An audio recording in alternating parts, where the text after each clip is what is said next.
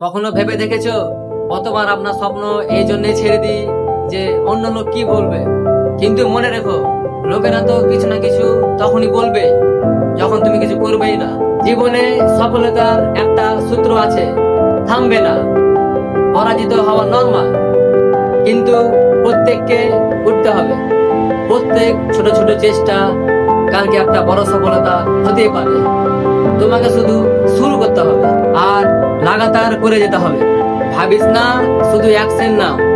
কোনো perfect time নেই, perfect মানুষ নেই, শুধু পরিশ্রমটাই পারফেক্ট হতে হবে। আজ থেকে একটা প্রমিস করো, নিজের সাথে, নিজের স্বপ্নের সাথে, কারোকে প্রুভ করার জন্য নয়, নিজের জন্য।